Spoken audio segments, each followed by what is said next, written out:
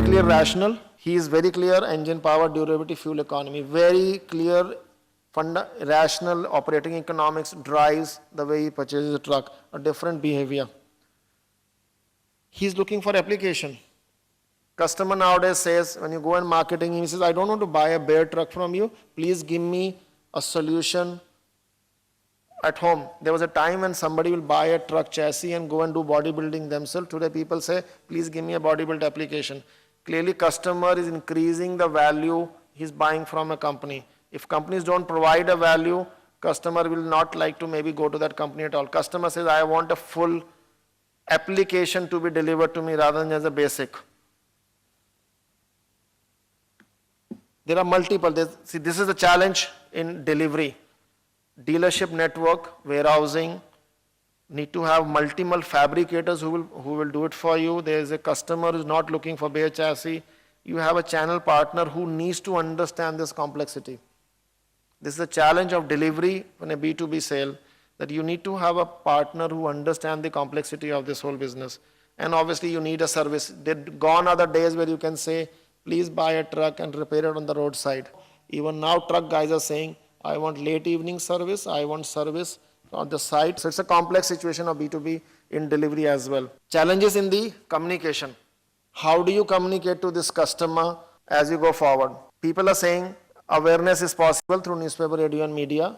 It's very costly, but companies started using it. However, people still want touch and feel. They want to see the truck, they want to drive it, they want to even feel the way it feels. And therefore, below the line activity is very critical in a truck business. This B2B market below the line is very critical because he wants to have a touch and feel, he wants to drive it. Similarly, niche markets you cannot address through a mass media. For example, if you're addressing a segment, let's say tipper, it's in a mines area, you can't advertise about a tipper in a mass media. Therefore, most of the brand awareness is through trade magazines. If you're a tipper specific vehicle, get into a tipper kind of a magazine. Similarly, if you are into refrigeration, then get into, so people are using that kind of a channel. And relationships are very crucial. Therefore, media will play a role, but I'll say very, very niche where you will play a role. Now let's look at, these were the people who were there earlier. And obviously there are challenges in competition. Suddenly competition is heating up in a B2B space on a truck. There was a time when Tata, Ashok Leyland, Eicher, Mahindra, now you have Maristar, you have Bharat Benz, you have Volvo, MAN, AMW. There is a challenge in competition. See, I think I'm addressing all challenges one by one as you are seeing it in the B2B. Global players are going to come, and obviously choice to the customer is very high. Therefore, fragmentation will happen. And moment fragmentation will happen, expectation will go up. There was a time when you will need a bus, let's say Chennai, Bangalore, it will be Tata versus Ashok Leyland. Today people will say, I want to go to in a Bangalore in a bus, and saying, I want to go in a Volvo bus. People have started understanding that Volvo bus to many customers may mean more riding comfort, maybe noiseless, maybe the windows will not vibrate.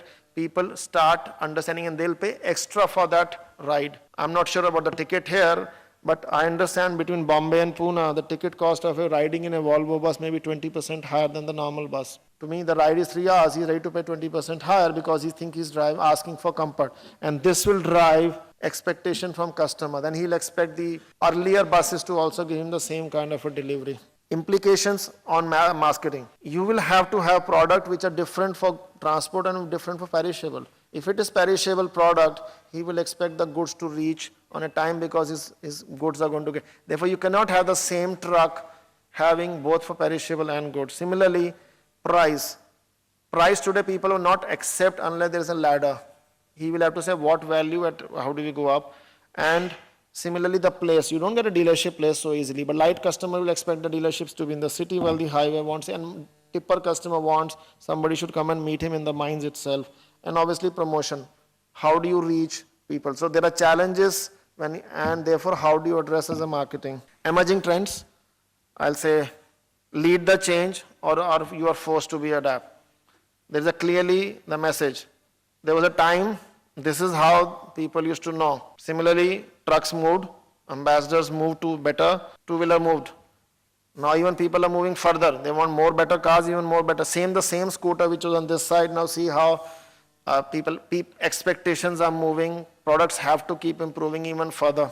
Look at this way, I said, again a car guy trying to give you. There was a time, hygiene, ease, comfort, luxury, safety, and eco-friendly.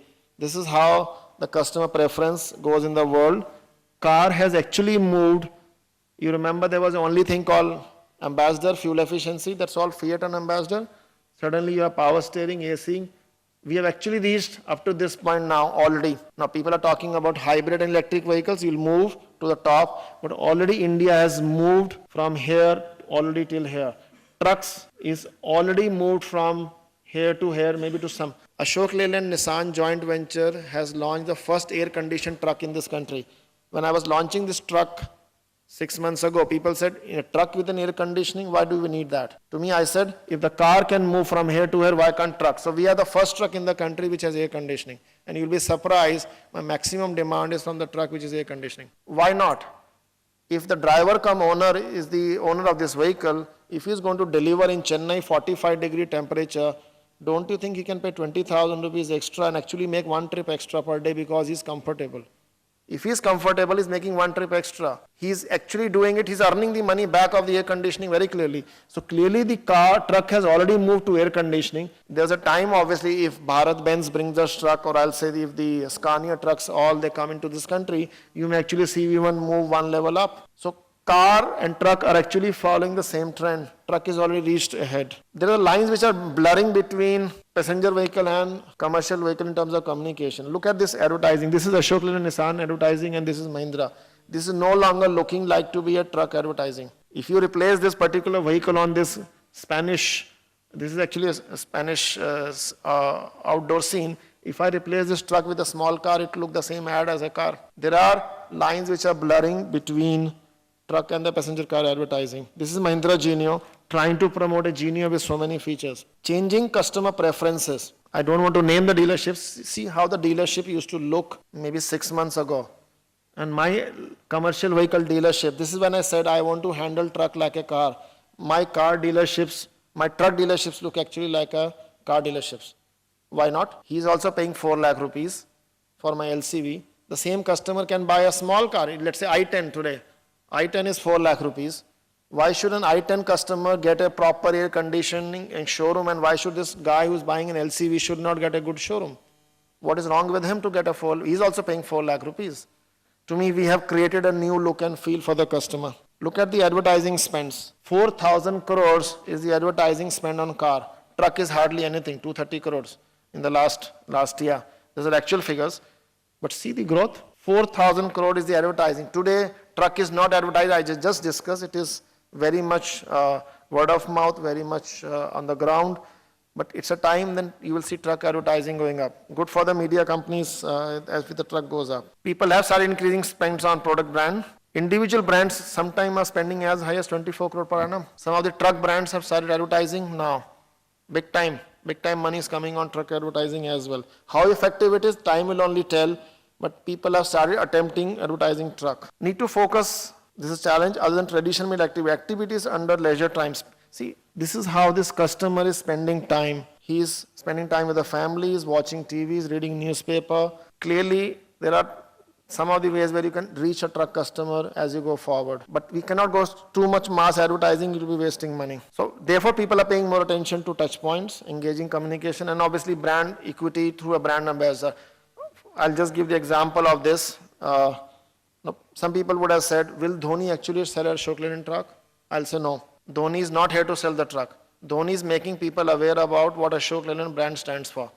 He is not specific to any particular product or a particular brand. He is talking to promote Ashok Leyland's brand equity in the market. Awareness through Dhoni. Somebody will say, was it required? I'll say, time will tell. We are at a crossroads. Should we actually go in truck business the way car business has gone? Or you set the way people look at the truck business.